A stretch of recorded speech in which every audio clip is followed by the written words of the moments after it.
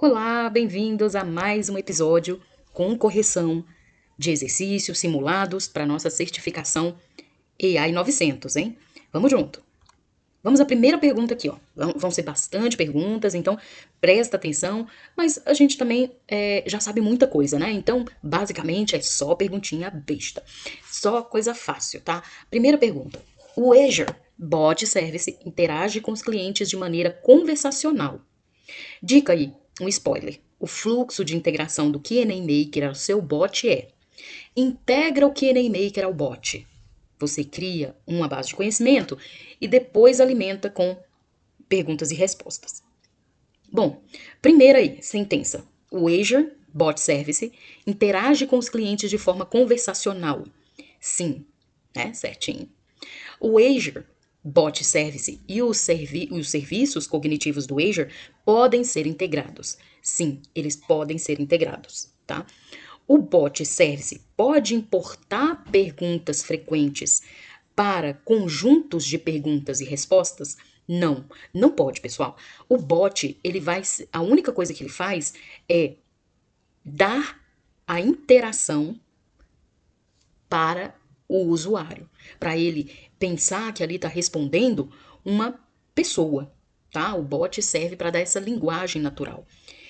Quem vai fazer a importação de um FAQ é o Q&A Maker, perfeito? Então, cuidado com essas pegadinhas. Presta atenção na hora da prova se ele está te induzindo a responder a resposta certa ou se a pergunta está te induzindo a responder um outro serviço, apesar daquele serviço também estar envolvido na tarefa, tá? O bot, ele está envolvido nessa tarefa, o Q&A Maker também está envolvido nessa tarefa. Que tarefa? A inteligência artificial conversacional. Porém, quem vai fazer a importação de documentos para seu interior, para sua base de conhecimento e transformar ali em conjuntos de perguntas e respostas é o Q&A Maker. Perfeito? Próxima. Você tem um sistema de aprovação de empréstimos baseada em IA. Durante o teste, você descobre que o sistema tem um viés de gênero. Qual princípio de IA responsável isso viola? Bom, pessoal, como ele falou aqui, pegar minha canetinha aqui, em viés de gênero, é uma palavra-chave para o nosso IA responsável, nosso princípio da justiça, tá bom? Sem dúvida nessa, perfeito? Então, tá aqui a resposta. Vamos à explicação? Então, eu, assim, entreguei para 7 dos meus mentorados agora. Eles estão mais ou menos no tempo em que vocês fizeram, na sequência, os simulados, tá? E os 7 acertaram, tá? Então, vamos à explicação aqui rapidinho. Os sistemas de IA devem tratar todos de forma justa e evitar afetar grupos de pessoas em situações semelhantes de maneiras diferentes. Vai ter muitos cortes de palavras assim, ó, de maneira ortográfica errada, tá, pessoal? Não é por minha causa, não, tá? É por conta do Google Forms lá. Por exemplo, quando os sistemas de IA fornecem orientação sobre tratamento médico, pedidos de empréstimo ou emprego devem fazer as mesmas recomendações a todas as pessoas que apresentem sintomas, circunstâncias financeiras ou qualificações profissionais semelhantes. Perfeito? Então tá aí um link aqui para vocês falando sobre esse assunto. No cenário fornecido, selecione o princípio correto de IA responsável. A gente sabe que na certificação eles gostam muito, a Microsoft gosta muito desse tema de IA responsável, então presta atenção. Um aplicativo preditivo fornece saída de áudio para usuários com deficiência visual. Olha que lindo. Qual é o princípio correto de IA responsável? Se é usuários com deficiência visual, aqui ele está contemplando a todos, tá? O uso do aplicativo. Então, inclusão, tá? Vamos à explicação? Inclusão está correta. Sistemas devem capacitar todos e envolver as pessoas. A IA deve trazer benefícios para todos os setores da sociedade, independente da capacidade física, do gênero, da orientação sexual, da etnia ou de outros fatores, tá bom? Então, não confundam quando inclusão menciona essas palavras-chave também, tá bom? Por quê? Porque gênero, capacidade física, orientação sexual, ela vai ser inclusão quando vier atrelado a palavra independentemente, para que você intrinsecamente entenda o contexto que ele está querendo capacitar a todos e envolver todas as pessoas. Tá? Agora, quando ele quer te mostrar um contexto em que as pessoas estão sendo avaliadas ou julgadas ou discriminadas por gênero, capacidade física, orientação sexual, etnia e outros, quando ele está segregando, isso aí é questão de justiça, tá? Então, por mais que apareça nos dois princípios, os contextos são dados diferentes, tá? A opção fairness não está correta, que é a justiça, tá? Os sistemas de IA devem tratar todas as pessoas de forma justa, ou avaliar, tá? Suponha que você cria um modelo de aprendizado de máquina para dar suporte a um pedido de aprovação de empréstimo para um banco. O modelo deve prever se o empréstimo deve ser aprovado ou negado sem viés.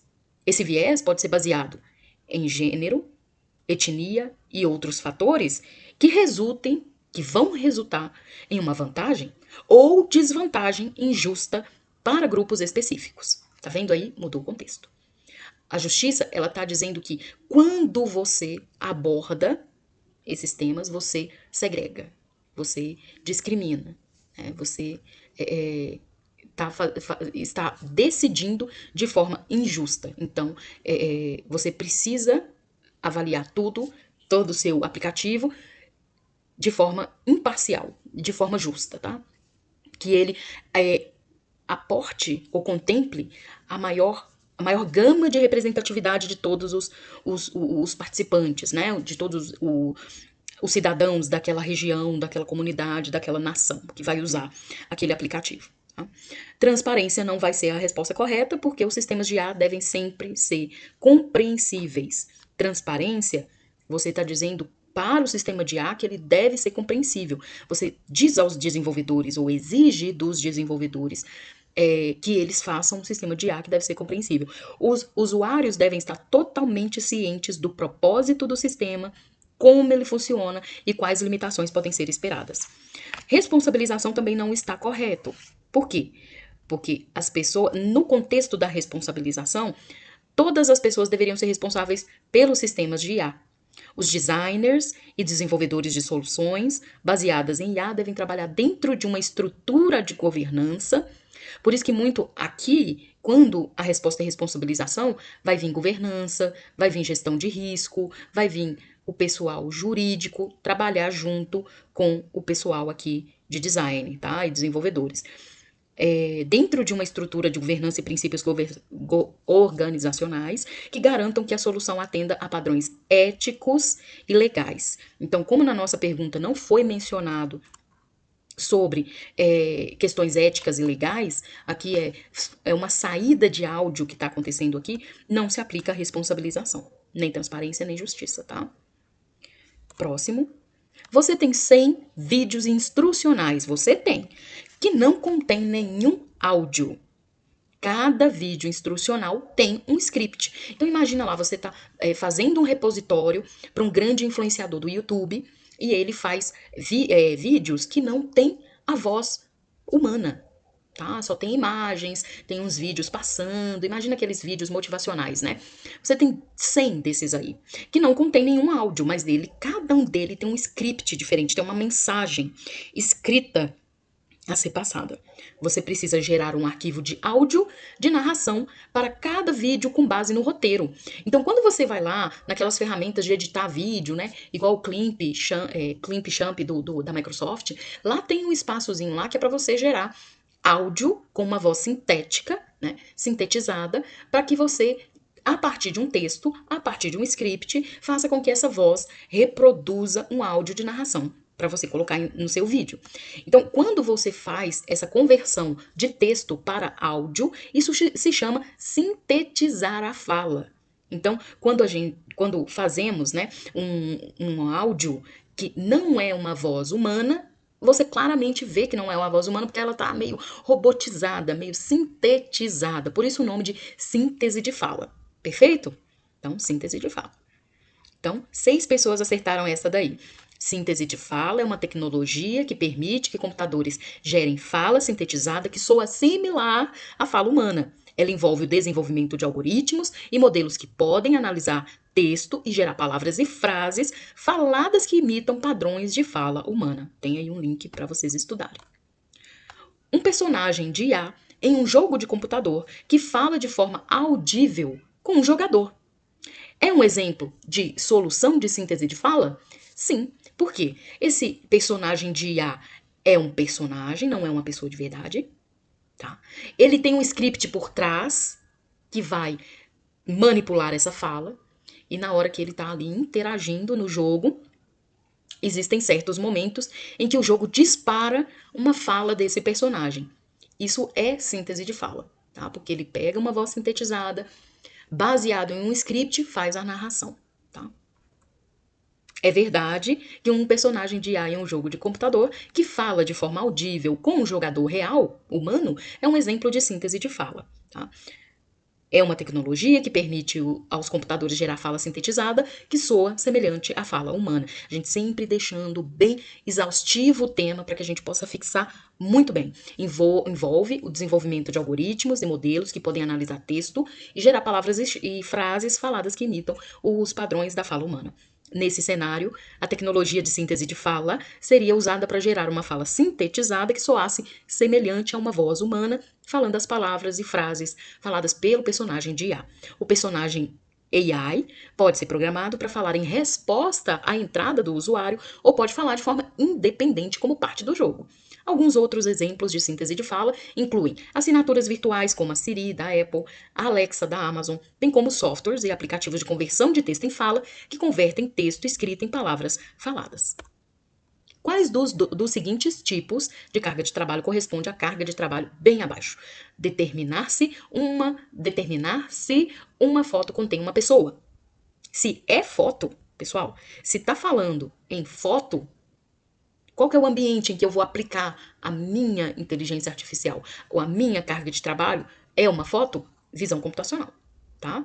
Palavra-chave. Determinar se uma foto contém uma pessoa é um exemplo de tarefa que pode ser executada usando visão computacional. Visão computacional é um campo da inteligência artificial que se concentra em permitir que máquinas entendam e interpretem informações visuais do mundo, como vídeos e imagens. Detecção de objeto é uma aplicação específica da visão computacional que envolve identificar e localizar objetos em uma imagem ou vídeo.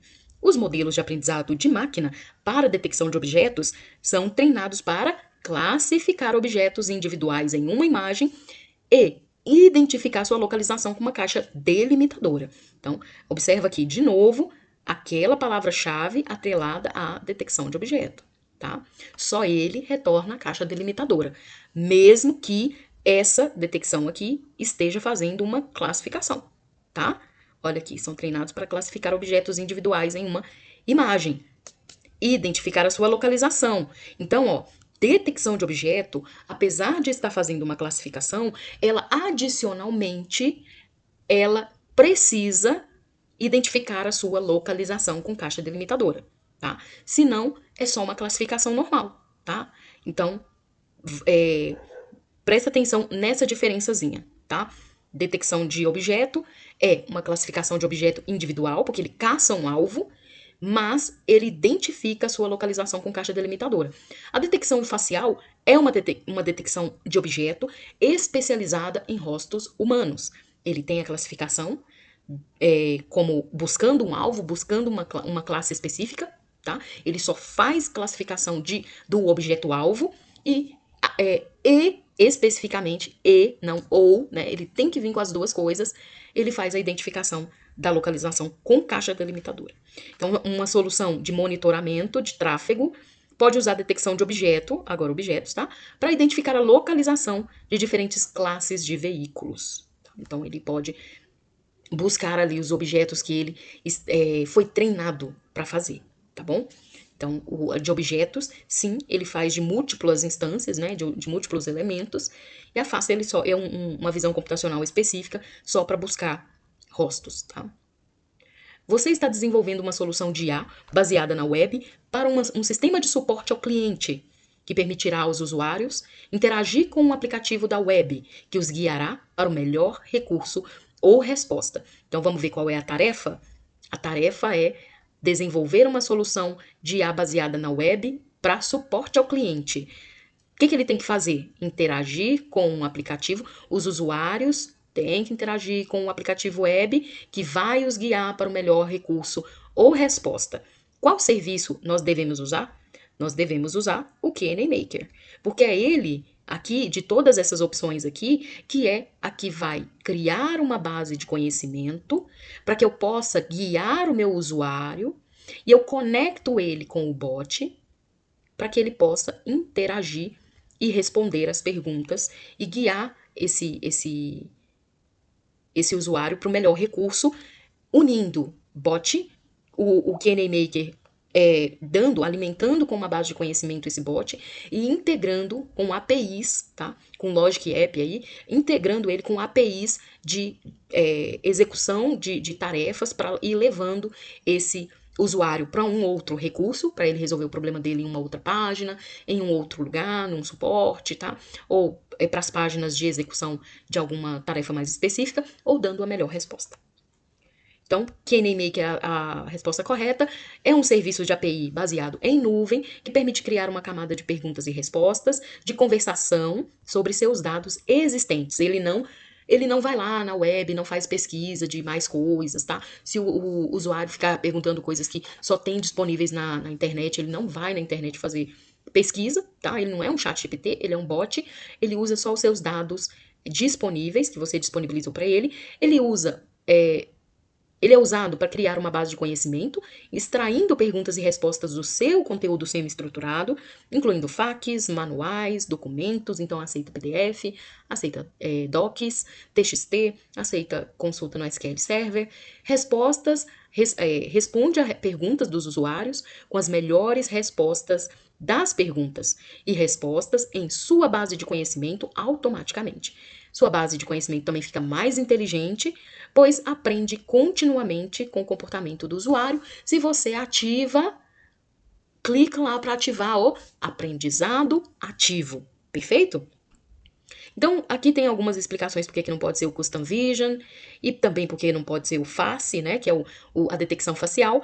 Pausa o vídeo aí e dê uma lidinha na justificativa. 8.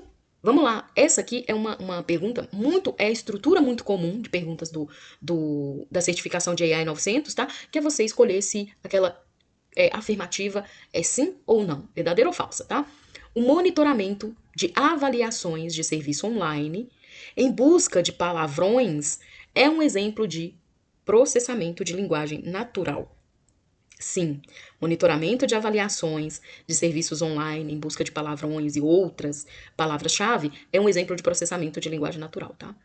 Identificar logotipos de marcas em uma imagem, logotipos de marcas em uma imagem é um exemplo de processamento de linguagem natural. Processamento de linguagem natural, pessoal, só pode se dar em tipos de arquivo tipo texto. Tá? Documentos, manuais, tá?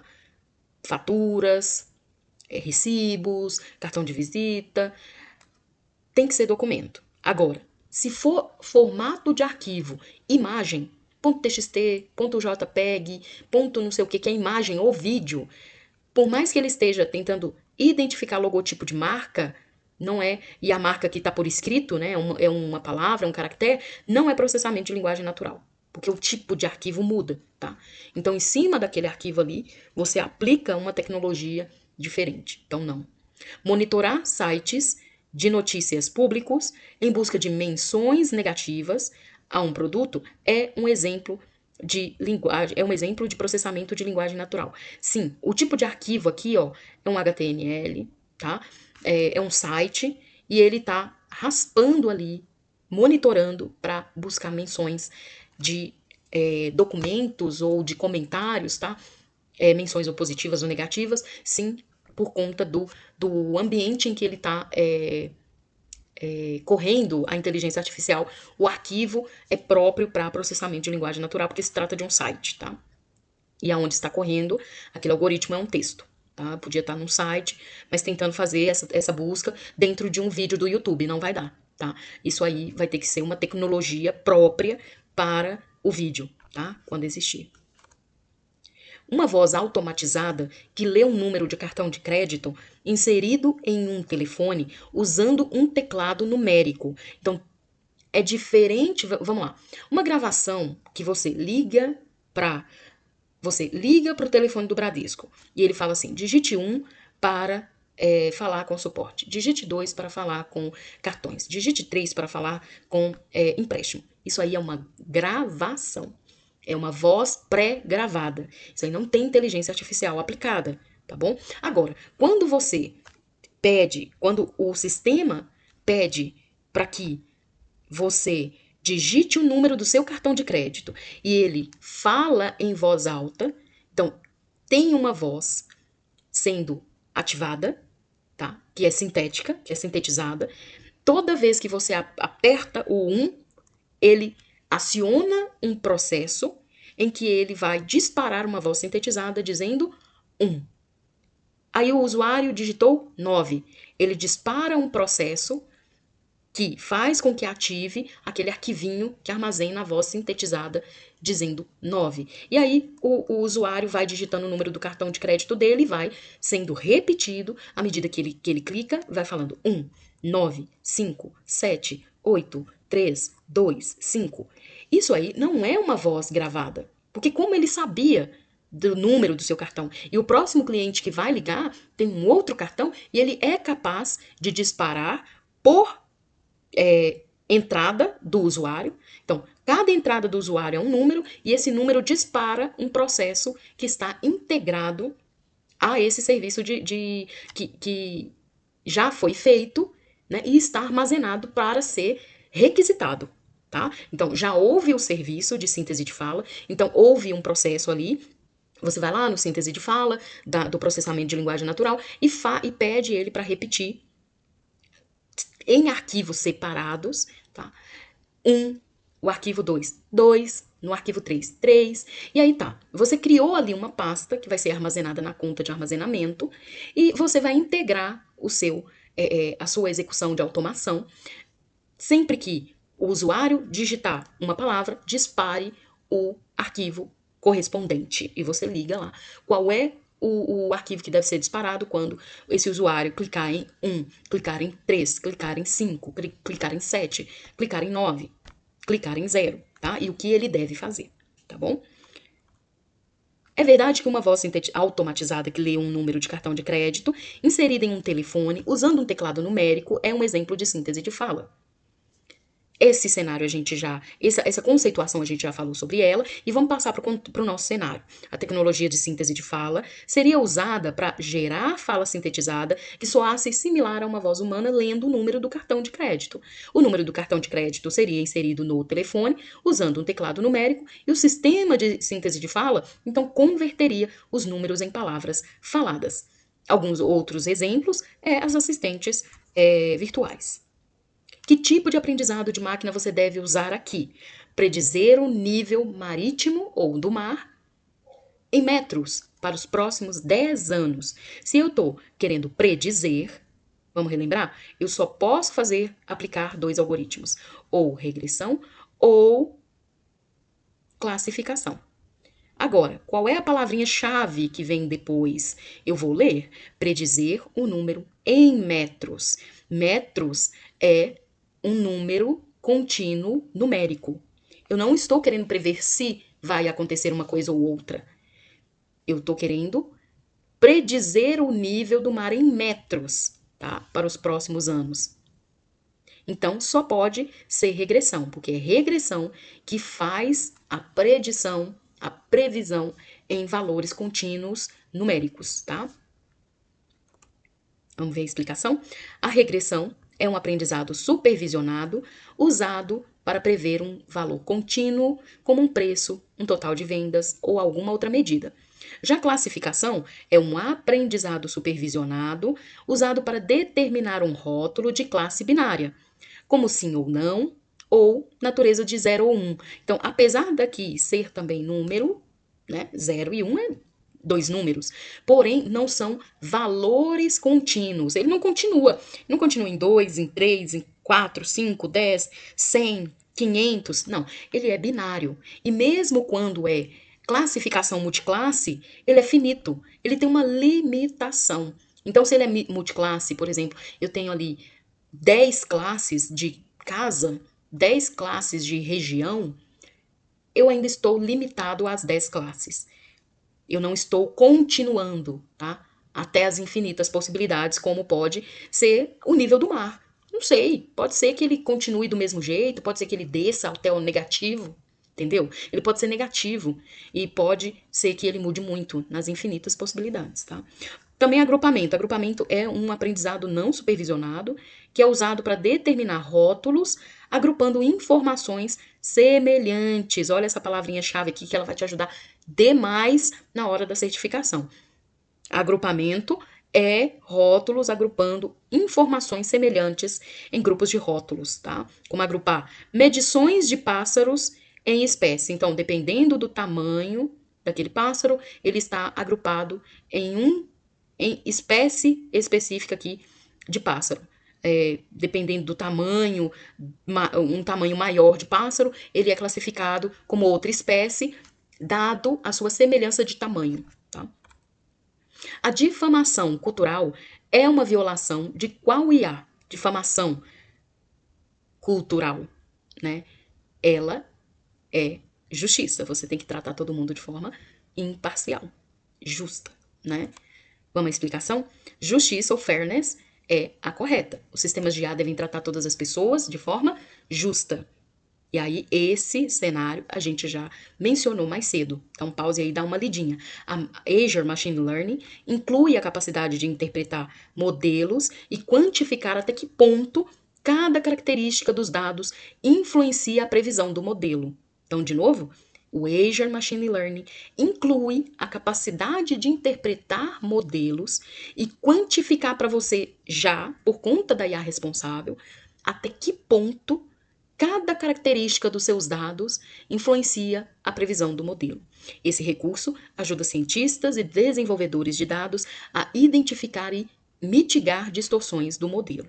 Então, esse viés de justiça esse viés injusto, né, errado, pode ser baseado em gênero, em etnia, ali era, né, no multiculturalismo, outros fatores que resultem em vantagem ou desvantagem injusta para grupos específicos. Não pode ser inclusão, porque a inclusão ela diz respeito a capacitar e envolver as pessoas, na medida de que você está criando um sistema de IA e ele precisa ser desenvolvido de forma que o seu uso seja tão fácil quanto todas as pessoas consigam usá-lo. E, se necessário, capacite todas elas para que elas possam usar o seu sistema de IA de forma mais acessível e que você encurte estes obstáculos, tá? Como a gente mencionou lá, uma saída de áudio para uma pessoa que tem deficiência visual. Transparência é quando você quer ou precisa cumprir o princípio de transparência, deixando o seu sistema compreensível. Os usuários têm clareza, têm ciência do propósito do sistema, como que ele funciona e quais são as limitações que ele pode esperar. Responsabilização também não se encaixa aqui, porque nós vamos falar de responsabilização quando se diz que todas as pessoas devem ser responsáveis, as envolvidas ali, pelo sistema de IA. Tanto governança, tanto o setor jurídico, como os executivos, né, dessa empresa. Então, todo mundo tem que estar envolvido numa estrutura mesmo de governança e acompanhamento, junto com os designers e os desenvolvedores de soluções, tá?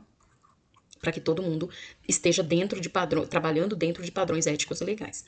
Próximo, para um modelo de classificação, os rótulos devem ser numéricos. Não, a gente viu que classificação, os rótulos devem ser binários ou multiclasse, mas as classes vão ter uma limitação, tá? Ele vai ser sim, não, chove, não chove, 0 e 1, tá?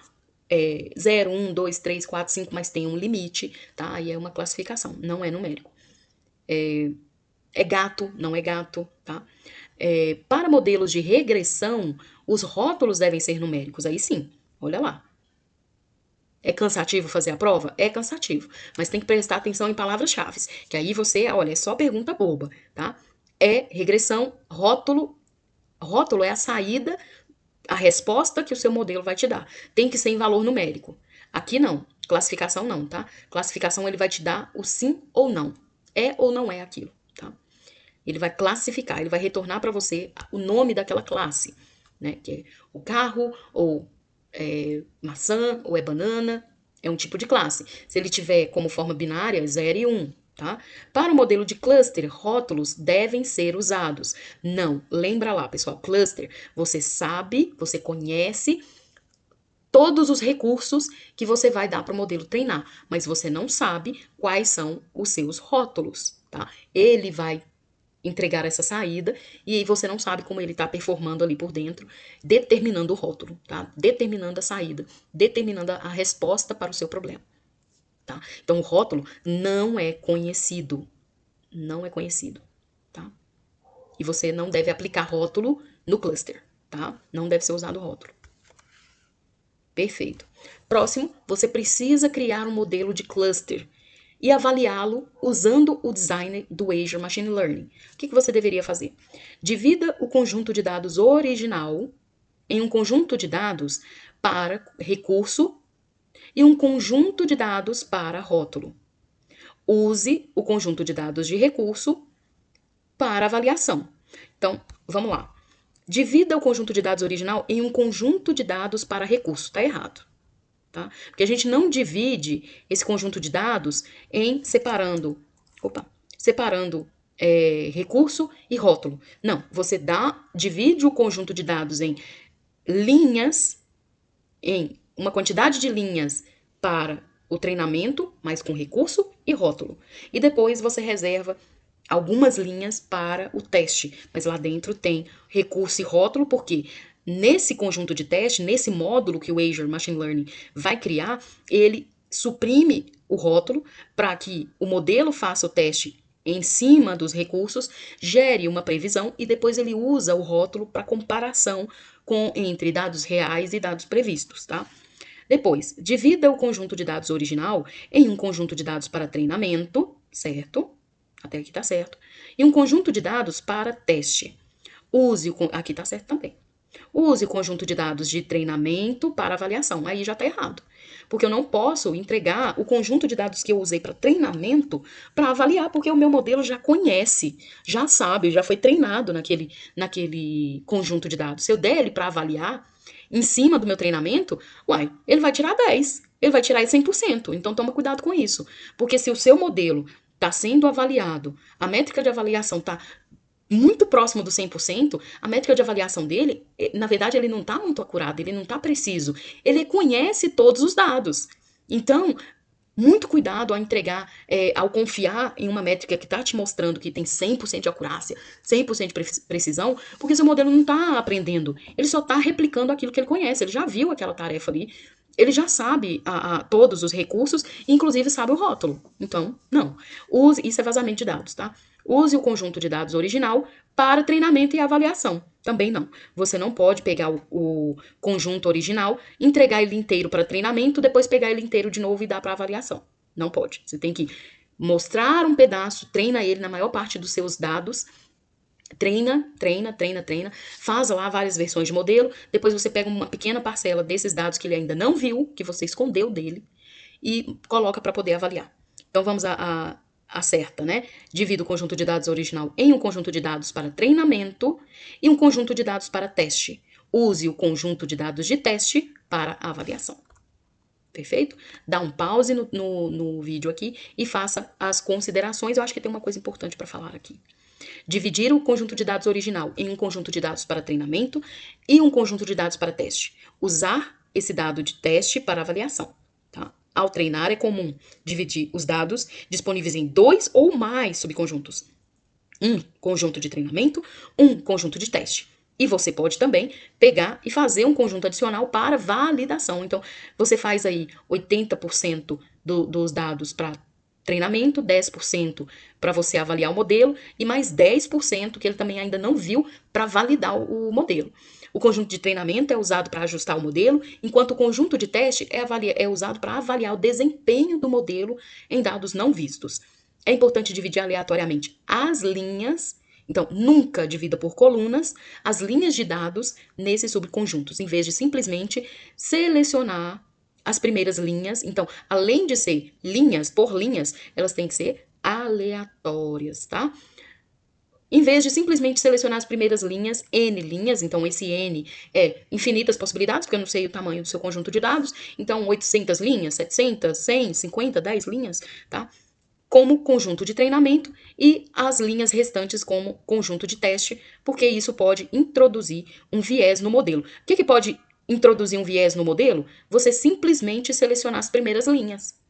Você tá lá, seleciona o seu modelo, a sua amostra tem 20 linhas, tá? Você tem um banco de dados muito pequeno, tem 20 linhas ali, você quer rodar um modelo ali em cima desse banco de dados. E aí você pega ali as 15 primeiras linhas, e na verdade essas 15 primeiras linhas só contêm carros de 1950 a 1980, e os carros mais novos ficaram para as 5 últimas linhas. Isso fazendo uma alusão a um conjunto de dados pequeno. Imagina num conjunto de dados muito grande. Então, um conjunto de dados de 2.000 linhas, 20.000 linhas, de 200.000 linhas, em que você ali, nas primeiras 150.000 linhas, você só tem dados de vendas de carros até 2005, por exemplo. E as outras 50.000 linhas são de carros entre 2005 e 2024. Então você enviesou o treinamento do seu modelo,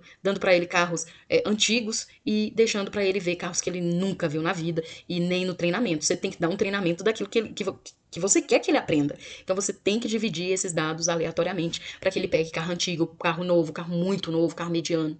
Fez sentido? Porque senão o seu modelo vai ficar enviesado. Em viés, tá? Não quer dizer só preconceito contra pessoas, mas viés é uma tendência dele responder apenas uma tendência, é, um tipo de saída, um tipo de resposta que ele viu muito no treinamento. E ele não está conseguindo ir para outras possibilidades por conta de falta de repertório, por falta de amostra. Por isso que é importante. O seu modelo está ruim na avaliação, tá com baixo score, coloca mais amostra, tira lá dos dados de teste e traz para o treinamento, porque no teste é só para você ver se ele está performando bem, tá? Então, pode ficar com poucas linhas de amostra, pode deixar ali 10%, né? Se valer a pena você trazer aí, às vezes você deixa 40%, 30% lá no conjunto de teste, então traz mais 20% para o lado de cá para ver se ele performa melhor. Próximo. Garantir que as variáveis numéricas nos dados de treinamento estejam em uma escala semelhante, similar. Esse é um caso muito recorrente de normalização de dados, né? Isso eu vou fazer na categoria engenharia de recurso, porque eu vou transformar essa variável com uma nova escala. Então, 0, 1, antes era sim e não, que era palavras, a máquina não entende isso. Então, é 0 e 1. Tá com uma discrepância muito grande entre idade e outra variável que tem um valor muito exorbitante, como faixa salarial. Então, você deixa eles em uma escala próxima para que seu modelo não dê maior peso para uma variável que outra, tá? Então, você deixa ali numa escala semelhante. A engenharia de recurso é o processo de construção de novos recursos ou transformação dos dados disponíveis para melhorar o desempenho de um modelo de aprendizado de máquina. Pode envolver uma variedade de testes, como dimensionar ou normalizar os dados, agregar dados brutos em recursos mais significativos ou criar novos recursos com base no conhecimento do domínio. Vamos continuar aqui. Dimensionar ou normalizar os dados é importante porque muitos algoritmos de aprendizado de máquina usam alguma forma de medida de distância para comparar pontos de dados. Então, se as variáveis estiverem em escalas diferentes, a distância entre os pontos será dominada pelas variáveis de escala maior, o que pode distorcer a capacidade do modelo de aprender com os dados. Garantir que as variáveis numéricas nos dados de treinamento estejam em uma escala semelhante ajuda a equilibrar a influência das diferentes variáveis e a melhorar o desempenho Por mais que isso não seja obrigatório, tá? Alguns algoritmos isso não é obrigatório, mas a gente vê na prática que ajuda a melhorar o desempenho do modelo e a gente sabe que milissegundos, microsegundos em uma velocidade, um desempenho, principalmente na nuvem, é super bem-vindo, tá? Porque no final da conta, no passar a régua, isso gera economia. Ingestão de dados não é correto, seleção de recursos não é correto, treinamento do modelo também não é correto. Para o vídeo, dê uma lidinha. Você está processando uma imagem usando uma API, Computer Vision, que gerou uma imagem anotada, mostrada na exposição. Que tipo de visão computacional foi usada? Então, tem frutas com caixas delimitadoras, especificando o nome da fruta e ainda dando uma acurácia para a probabilidade daquela resposta estar certa. A alternativa correta aqui é detecção de objeto e não classificação, perfeito? Por quê? Porque classificação, a gente já viu lá no início da nossa correção, que ela contempla dois aspectos, que é classificação do objeto ou dos objetos-alvo e mais localização com uma caixa delimitadora. E ela faz a classificação anotando para você ali em cima da caixa delimitadora qual foi o objeto alvo encontrado e a percentagem, o percentual de probabilidade daquela resposta estar correta. Os modelos de machine learning de detecção de objetos são treinados para classificar objetos individuais dentro de uma imagem e identificar sua localização com uma caixa delimitadora. Por exemplo, o monitoramento de tráfego, que pode usar detecção de objeto para identificar a localização de diferentes classes de veículo. E no nosso cenário, ele está identificando a localização de diferentes frutas, tá? E ele faz aqui a classificação, tá? Classifica objetos individuais que forem seus alvos. Se ali, junto com as frutas, tivesse um carro e ele não fosse treinado para identificar esse carro como um alvo, ele simplesmente não retornaria nem a classificação, nem a caixa delimitadora no carro, tá? Segmentação semântica não é. Dá um pause no vídeo, que isso é legal, porque vocês, apesar de não ser a resposta certa, vocês vão compreender o que é segmentação semântica.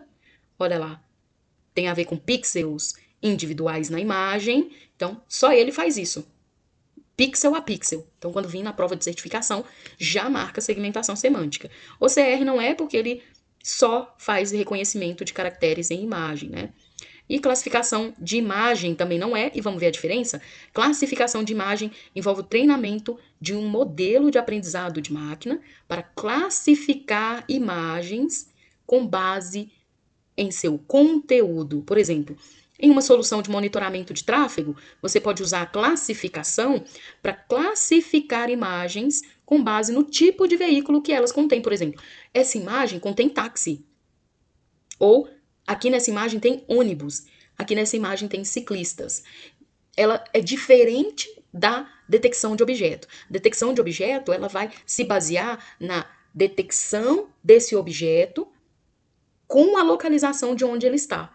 Então, ele retorna uma coordenada de onde na imagem aquele objeto está e classifica ele porque ele tem um alvo.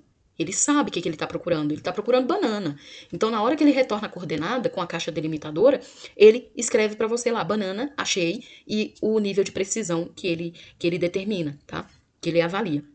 Já na classificação da imagem, ele não retorna a caixa delimitadora e ele vai pelo contexto inteiro da imagem. Então, ele olha ali com base no conteúdo da imagem e retorna para você, embaixo da imagem, o rótulo táxi, um rótulo ônibus, um rótulo, tá? Não é vários rótulos, como faz a detecção de imagem, que pode estar ali dentro da mesma tarefa várias instâncias. A primeira etapa de um processo de IA generativa responsável é identificar os danos potenciais que podem afetar a solução planejada. Selecione as 4 etapas nesta etapa. Quais são as 4 etapas de um processo de IA generativa responsável? Você precisa aqui, nesses alertas aqui, identificar os possíveis danos. Por que não pode ser definir danos potenciais? Porque definir danos potenciais, você está escolhendo, você está intuindo, é a sua intuição, é a sua priorização antes mesmo de medir, de identificar, tá? Então, definir seus próximos passos, você escolhe dentre muitos quais serão os seus próximos passos. Então, quando você define os danos potenciais, você está escolhendo ou definindo que eles vão existir na sua IA, generativa. E, na verdade, você não tem que definir nada, você tem que identificá-los. Tá? Você não tem que pressupor nada, você tem que identificá-los. Toma cuidado com essas palavrinhas, tá? Esses trocadilhos aí. Depois, eu vou documentar e compartilhar os danos verificados. Então, eu identifiquei possíveis danos, eu vou avisar a quem é de direito, os stakeholders. Eu vou documentar e compartilhar os danos verificados. Depois eu vou fazer o quê? Priorizar. Priorizar os danos identificados. O que eu vou atacar primeiro, o que eu vou fazer depois, o que eu vou fazer depois, tá? Depois eu vou testar e verificar os danos priorizados. Então, eu vou pegar a minha equipe e vou testar e verificar os meus danos, tá? E depois, aqui, eu vou documentar e compartilhar os danos verificados. Então, vamos lá. Vamos fazer aqui, que eu acho que eu pulei uma aqui. Essa aqui, ó.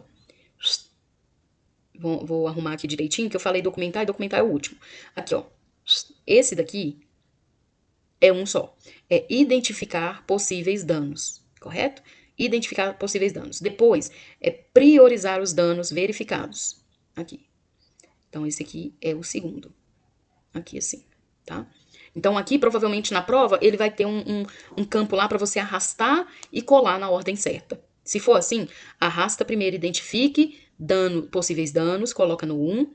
Depois, vem aqui, coloca priorizar como 2 aqui, né? Vem aqui e tal. Então, aqui, ó, esse daqui é o 2. Testar e verificar os danos priorizados é essa partezinha aqui, é o 3. E documentar e compartilhar é o 4. Tá? Então, identifique possíveis danos, priorize os danos identificados, teste e verifique os danos priorizados e documente e compartilhe os danos verificados. Então, priorize os danos identificados, teste, verifique, documente e compartilhe. A primeira etapa de um processo de IA generativa responsável é identificar os danos potenciais que podem afetar a solução planejada. Então, eu estou planejando uma IA generativa. O que eu vou tentar identificar? Qual que é a primeira etapa do processo?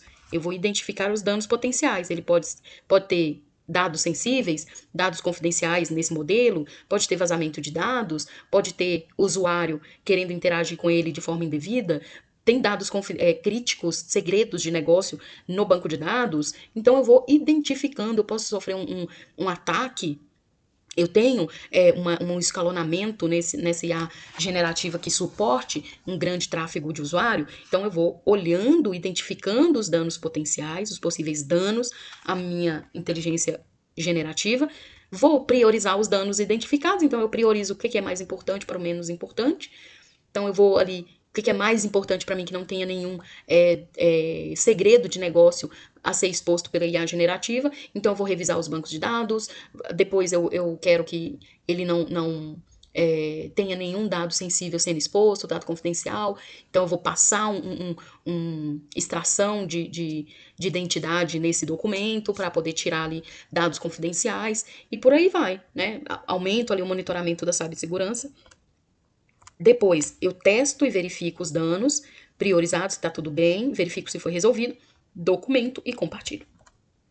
Próximo, os recursos de visão computacional podem ser implantados para integrar um recurso de reconhecimento facial em um aplicativo. Não pode ser desenvolver um chatbot, porque visão computacional não lida com chatbot, tá? Sugerir resposta automatizada a e-mails recebidos, isso é automação, não é visão computacional, tá? Perfeito.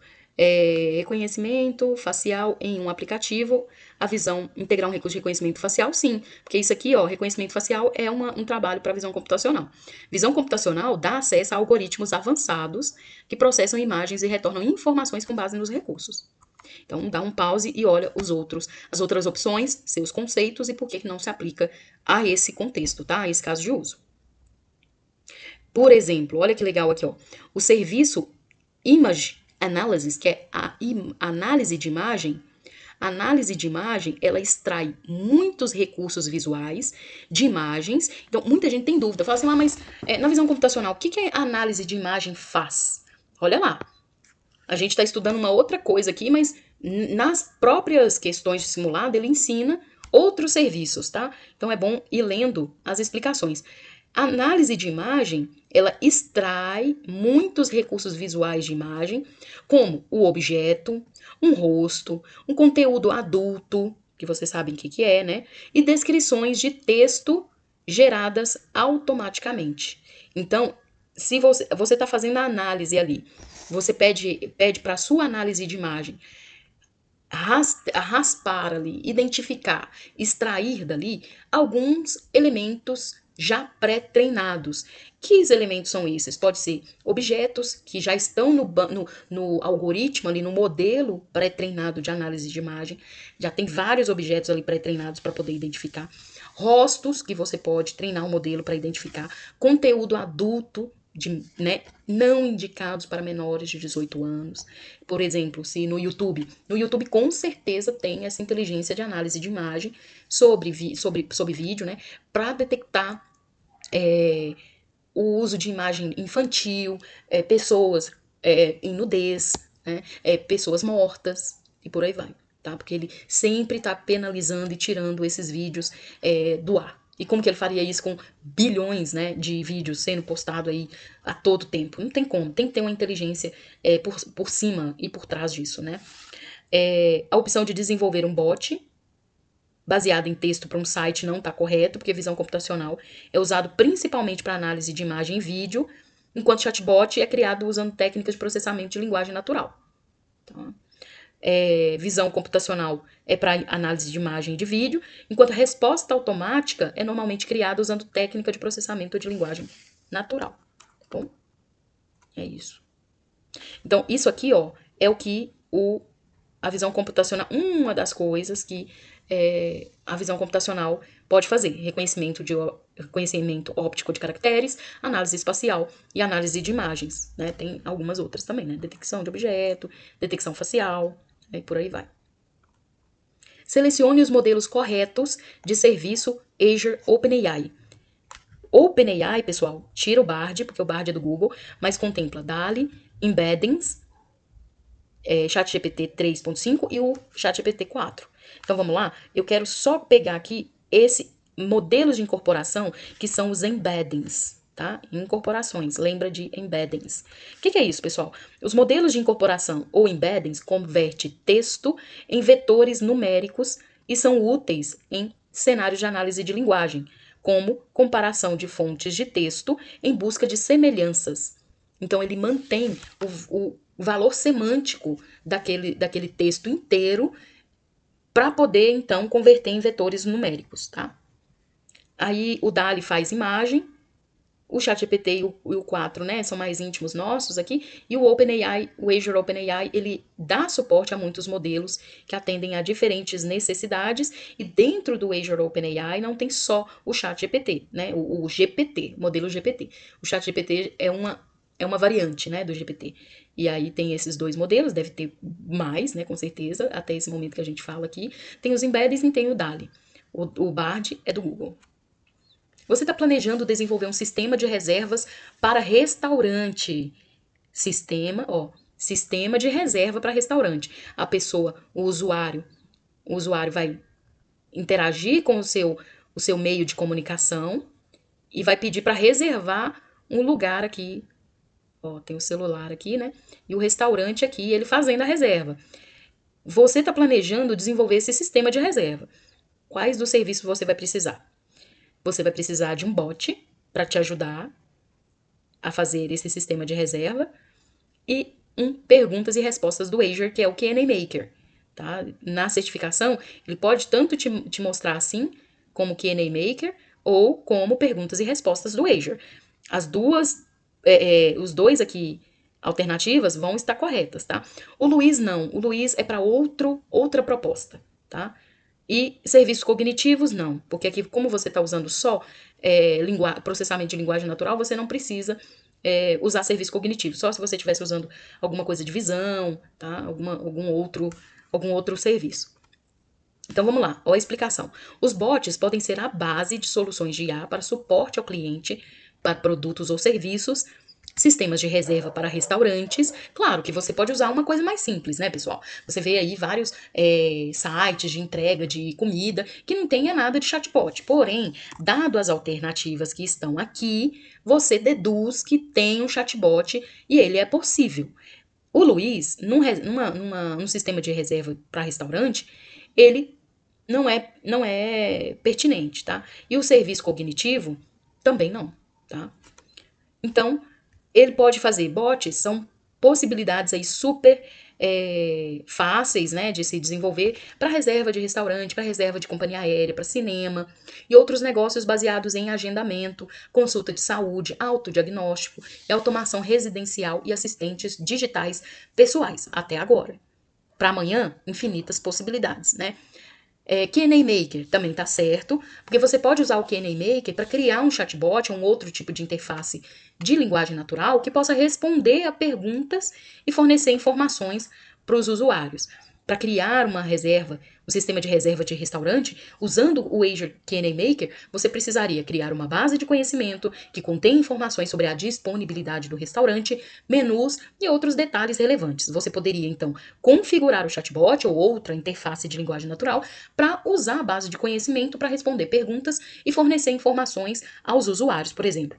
Os usuários poderiam perguntar ao chatbot supor mesas disponíveis, ou itens de menu, ou ofertas especiais, e o chatbot ali poderia usar a base de conhecimento para fornecer informações precisas e atualizadas. Já o Luiz, que chama Language Understanding, lembre-se do nome, né? Luiz, porque vai ficar super fácil. Ele é um serviço de IA conversacional baseado em nuvem que aplica inteligência de aprendizado de máquina personalizado ao texto que você apresenta para ele, né? De um usuário para prever o significado. Ele não executa nenhuma tarefa. Então, por exemplo, quando o usuário ele pede uma oferta especial do dia, o chatbot ele se integra a processos automatizados para ele levar esse usuário para uma página de oferta especial, para puxar o banco de dados de mesas disponíveis, para levar esse usuário ao item de menu, tá? Ao carrinho e por aí vai. Já o Luiz, ele não faz isso. Ele personaliza ali o aprendizado de máquina dele, fazendo a sintetização de um texto, dando o significado, tá? Ele prevê o significado geral daquele texto e extrai dali informações relevantes e detalhadas. Ele é diferente da extração de frase-chave. Por quê? Porque a extração de frase-chave, ele só faz a extração de frase-chave no texto bruto. Fez sentido? Extração de frase-chave, ele extrai frases relevantes do texto bruto. Aqui o Luiz ele faz uma personalização, prevendo o significado geral do texto e faz uma extração de informação relevante. Então vamos dizer aí que intrinsecamente a extração de frase-chave vem como um plus, ele dá uma cerejinha do bolo e faz um plus extraindo as informações relevantes da previsão de significado geral. Já a extração de frase-chave, ela não faz nada além do que extração de frase-chave em cima do texto que você entregou para ele. Se tem erro de comunicação, de ortografia, de gramática, seu usuário falou muito blá blá blá, né? Falou demais, fugiu do assunto. Ele faz a extração de frases-chave, falando muito ou falando pouco. Agora, o Luiz não. O Luiz, ele retorna para você qual é a intenção do usuário ao escrever aquele texto, ele te dá um significado geral, e a partir desse significado geral, não em cima do comentário do usuário, não em cima daquele documento, mas sim já em cima do significado geral, ele vem com um texto, o significado geral é bem sintetizado, ele extrai as frases relevantes e detalhadas. O Luiz fornece acesso por meio de seu portal personalizado, APIs e bibliotecas cliente SDK. Então, o Luiz, ele tem um espaço, ele tem uma plataforma, um portal específico para ele, porque ele é personalizado, ele é customizado. Extração de frase-chave, não. tá? Você vai lá no processamento de linguagem natural, tem o link lá do extração de frase-chave e você já faz, porque ele já tá pré-treinado ali. Você tá planejando criar uma... Só um minutinho, pessoal. Deixa eu pegar a minha bateria.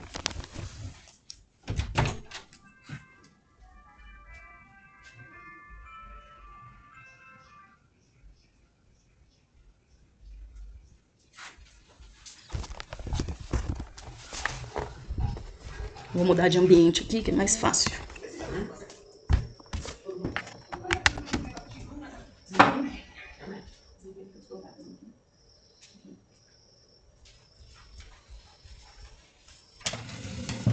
Então, só pra gente finalizar aqui já, você está planejando criar um aplicativo que usa o serviço Speech para transcrever gravações de áudio de chamadas telefônicas em texto. E, em seguida, enviar o texto transcrito ao serviço Test Analytics para extrair frase-chave. Ufa, é muita coisa. Vamos lá? Vamos separar esse aplicativo aqui. Esse aplicativo ele vai usar serviço Speech, que é de fala, tá? Ele vai fazer uma transcrição de fala das gravações, tá? As gravações de áudio, de chamada, então ele tem os áudios e vai converter em texto. Então isso aqui é transcrição de fala e não síntese de fala. Síntese de fala é quando você tem o texto e vai converter para áudio de voz sintetizada. Depois você pega esse texto e envia para o serviço de Test Analytics, que é análise de texto, né? Então isso aqui já é no processamento de linguagem natural lá no Test Analytics. Vou deixar assim mesmo. Ai, minha letra tá uma benção. Então, aqui eu tenho dois serviços. Eu tenho o serviço de fala e eu tenho o serviço de Test Analytics. É duas coisas diferentes. Eu vou usar duas chaves, são dois recursos. Você deseja gerenciar o acesso e a cobrança dos serviços em um único recurso do Azure. Então, se eu quero integrar os acessos e a cobrança em um único recurso, o que eu tenho que usar, eu tenho que criar serviços cognitivos, porque aí eu posso usar um combo, né? E não faz sentido usar discurso, porque discurso é transformar um texto em fala, e por isso aqui discurso, porque é uma pessoa falando aqui, né? Fingir que uma pessoa está falando, isso aqui é síntese de fala, e não é análise de texto, porque a análise de texto já está aqui, ó.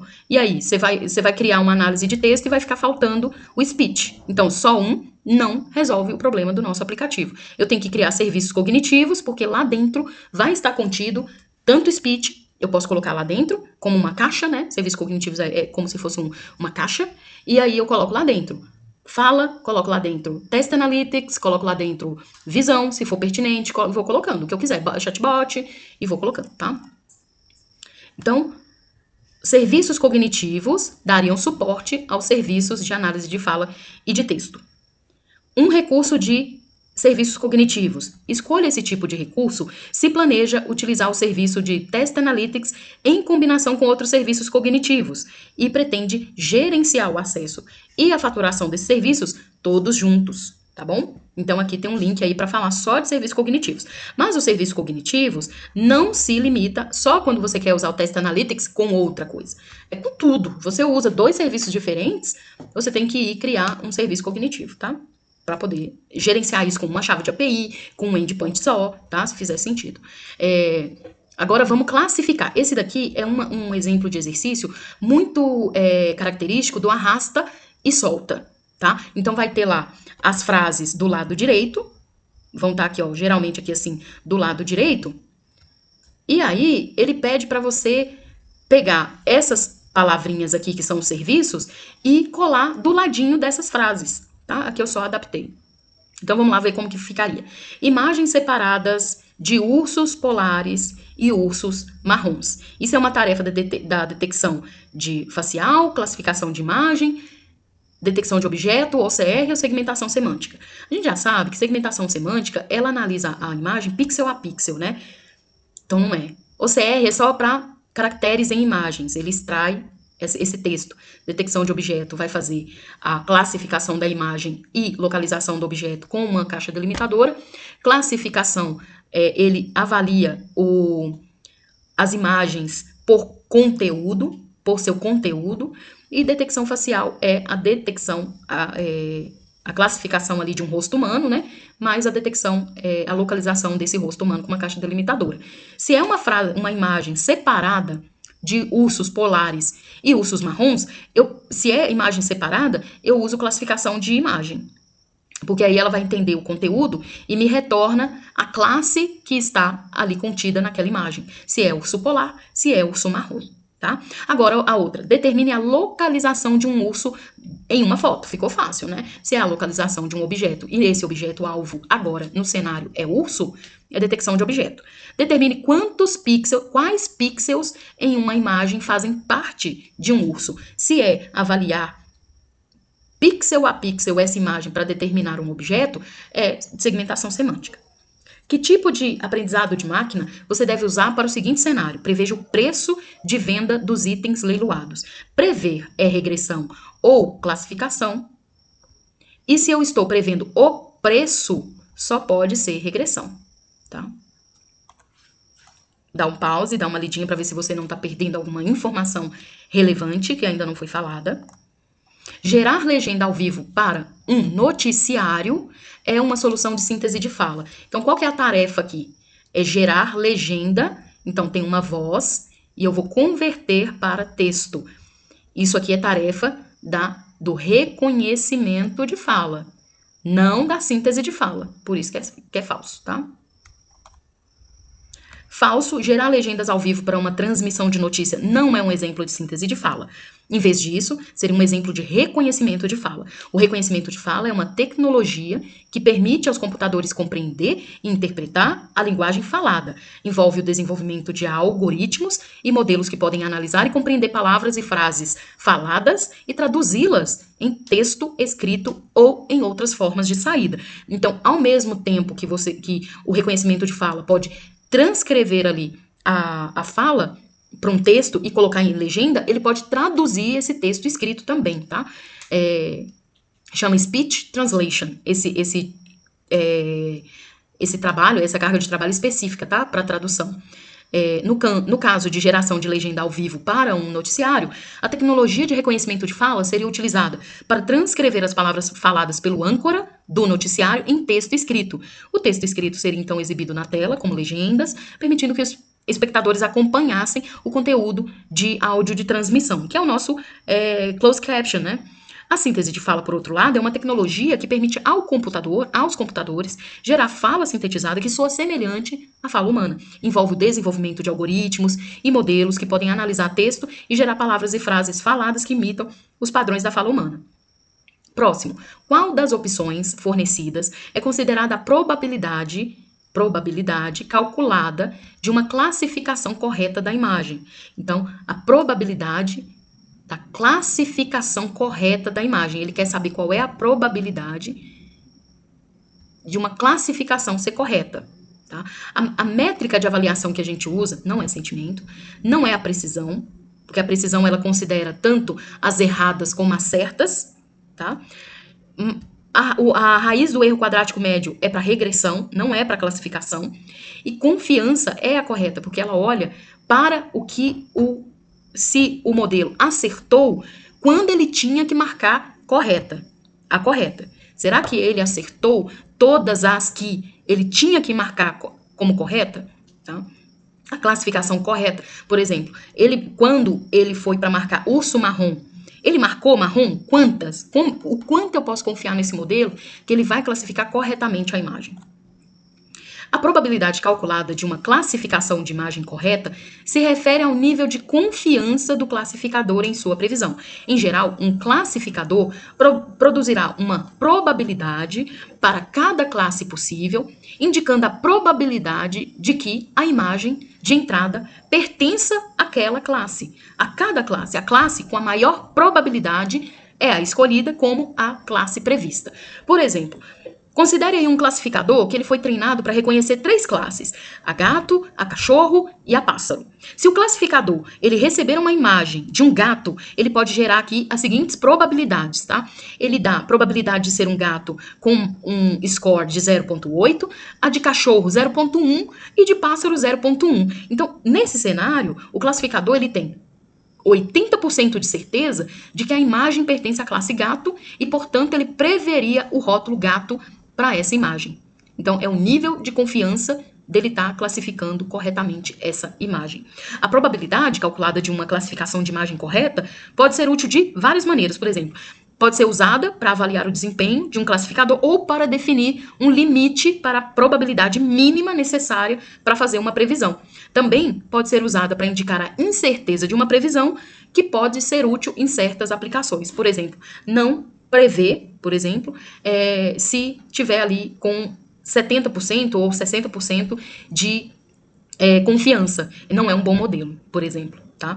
E aí você pode determinar 60% é uma boa confiança para seguir com o modelo, para colocar em deploy, ou só acima de 80%, né? Você usa essas métricas de avaliação com a sugestão, né, de ir conduzindo a construção do seu modelo, sendo conduzida pelas métricas de avaliação, determinando limites de mínimas e máximas, né, necessárias. Usar valores RFM, que são recência, frequência e monetário, para identificar segmentos de uma base de clientes. Então, ele quer aqui, ó, identificar segmentos. Por mais que você não saiba o que significa RFM, muitas vezes eles vão usar na prova de certificação essas palavrinhas assim meio que para confundir, sabe? Porque o importante é a tarefa. O que ele vai fazer? Identificar segmentos de uma base de cliente. Então, se ele está fazendo segmento, ele usa os valores. Olha, ele usa os valores para identificar segmentos, então a inteligência artificial aqui vai fazer usada aqui para fazer clusterização. Então o algoritmo é de clustering, tá? Ele vai fazer um agrupamento. Tenta ver, o que é isso? Nunca vi na vida, tá? A certificação ela não vai te dar coisas muito complexas, não. Ela pode usar de palavras complexas para poder te distrair, para poder ali te confundir, mas não fica nervoso, porque a questão é fácil. Vai no contexto da frase, vai no contexto da pergunta. Qual é a tarefa? A pergunta-chave dessa certificação, como ele só vem com casos de uso, você vem e pergunta qual é a tarefa? Qual é a inteligência artificial que eu devo aplicar aqui? Tá? Qual é o trabalho, né? Qual é a carga de trabalho que eu vou aplicar aqui? Qual é a tarefa? Então, clustering. A segmentação RFM pode ser considerado um exemplo de clustering. A análise RFM é um modelo de marketing comprovado para segmentação de clientes baseado em comportamento. Ela agrupa os clientes com base em seus históricos de transações. Clustering é um método de aprendizado não supervisionado usado para agrupar pontos de dados ou objetos que são semelhantes entre si. No caso da segmentação RFM, os clientes são agrupados com base em seu comportamento de compra, seus parâmetros de recência, frequência e valor monetário. O objetivo é dividir os clientes em clusters, onde os clientes no mesmo grupo são mais semelhantes entre si do que aqueles em outros grupos. Tá? Regressão não é correto, né? Porque ele quer fazer uma segmentação, porque regressão visa prever uma variável de resultado contínuo a partir de uma ou mais variáveis preditoras. Classificação também não é, porque é uma abordagem de aprendizado supervisionado para prever um resultado categórico. Regularização também não é, porque regularização é uma técnica usada para otimização também, para evitar overfitting em modelos de regressão e classificação, e não se aplica aqui, pois a segmentação RFM não se trata de construir um modelo preditivo, mas sim um modelo descritivo para o comportamento do cliente, tá bom? Então, aprendemos mais uma aqui. Regressão e classificação são modelos preditivos. Clusterização, a clusterização, ela é um modelo descritivo. Ela vai descrever para você como é o comportamento do cliente. Quais são os pontos de dados que estão agrupados em determinado comportamento de cliente e em detrimento a outro comportamento do cliente, e quais são os pontos de dados semelhantes, tá? E é isso, pessoal. Eu vou te pedir a quem ficou até aqui, se esse vídeo foi relevante, te ajudou em algum insight, tá? A gente já tá chegando no final da série, só falta mais um vídeo aí de correção de questões. Vou te pedir seu like e sua inscrição no canal, para que esse vídeo chegue a mais pessoas que estão estudando para a certificação de AI 900 e possa também impactar o exame desse nosso colega e que ele também consiga a certificação, tá bom? Se você gostou desse vídeo, Você não pode perder o nosso último vídeo aqui de AI 900 e mais os nossos outros muitos vídeos aqui de certificação de AZ, de DP, de SC que estão por vir. E nós já temos o encontro marcado no próximo episódio. Até lá!